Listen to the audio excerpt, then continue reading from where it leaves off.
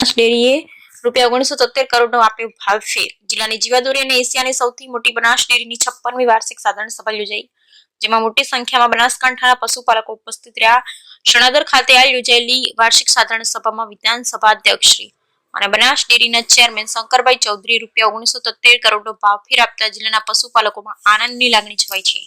દૂધની સાથે સૌ પ્રથમવાર બનાસ ડેરીએ ડેરીમાં બટાકા આપતા ખેડૂતોને 10%નો ભાવફેરો આપ્યો છે। ચેરમેન શંકરભાઈ ચૌધરી ગત વર્ષ કરતા વધુ ભાવફેર આપતા જિલ્લાના પશુપાલકોમાં આનંદની લાગણી છવાઈ હતી।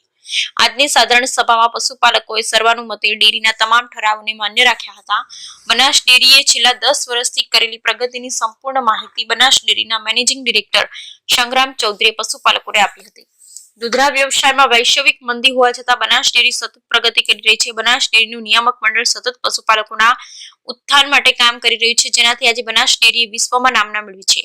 આજે સાધારણ સભામાં જિલ્લાના સૌથી વધુ દૂધ ઉત્પાદન કરતી મહિલાઓ પશુપાલનને સન્માનિત કર્યા। વાર્ષિક સાધારણ સભાને સંબોધન કરતા ચેરમેન શંકરભાઈ ચૌધરીએ જણાવ્યું હતું કે પાણીની તંગી વચ્ચે બનાસકાંઠાએ પ્રગતિ કરી છે। ઓછા શિક્ષણ વચ્ચે આપણા જિલ્લાની બહેનો દૂધના વ્યવસાય થકી કરોડપતિ બની છે, જે વૈશ્વિક સંસ્થા માટે સંશોધનનો વિષય બન્યો છે। પરંતુ આપણી આ પ્રગતિ સાથે આપણે સતત કાર્યશીલ રહેવું પડશે। વૃક્ષારોપણ અને જળ સંચય સમનની માંગ છે। ખેતરના સેઢા પર ચંદનના વૃક્ષોનું વાવેતર કરી કરોડપતિ થઈ શકાય છે। સારા બ્રાન્ડના પશુથી દૂધમાં વધારો થાય તે માટે એમ્બ્રિયો ટ્રાન્સપ્લાન્ટ પદ્ધતિ વિકસાવી છે, જે આગામી સમયમાં પશુપાલન ક્ષેત્રે મોટી ક્રાંતિ લાવશે। વધુમાં તેમણે જણાવ્યું હતું કે આજે રતનપુરા ખાતે ભારતની સૌથી મોટી બ્રીડ લેબ તૈયાર થવા જઈ રહી છે, જેનાથી વધુ દૂધ આપતા દૂધાળા પશુનું સંવર્ધન થશે। સારા બ્રીડની ગાય તૈયાર થશે। રાધનપુર ખાતે ગૌમૂત્ર પ્રોસેસિંગ પ્લાન્ટની શરૂઆત કરી છે। આણંદ યુનિવર્સિટી સાથે મળી પ્રવાહી બાયો ફર્ટિલાઇઝર બનાવવાનું શરૂ કર્યું છે, જે આપણા જમીનની જૈવિકતા ફરી જીવંત કરશે। ટેકનોલોજી વિજ્ઞાન સાથે કામ કરવાની બનાસનું ભવિષ્ય ઉજ્જવળ બનશે। ચેરમેન શ્રીએ બનાસકાંઠાના યુવાનોને સહકારી ક્ષેત્રે કામ કરવા આગળ વધવા હાંકલ કરી। જિલ્લામાં વધતા મગફળી અને રૈડા માટે યુવાનોએ સહકારી ક્ષેત્રે કામ કરવું જોઈએ।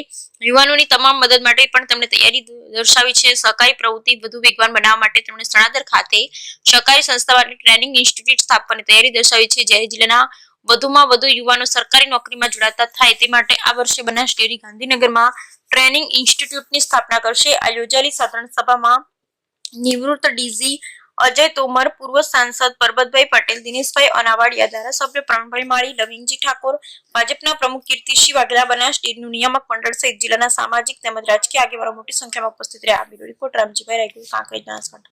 તો બટાકાના ખેતીના ખેડૂતોએ જે બટાકા જમા કરાવ્યા હતા એને પૈસા જે આપ્યા હતા, ભાવ આપી દીધો હતો, પરંતુ છતાં આપણી પાસે પૈસા બચ્યા છે। એમાંથી 10% ભાવફેર બટાકાનો આપવા માટેનો નિર્ણય કરીએ છીએ।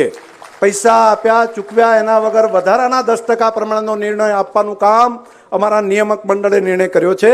અને આજની જ બોર્ડ મિટિંગની અંદર અમે સર્વસંમતિથી એવો નિર્ણય કર્યો કે આ કામ આપણે આગળ વધીએ।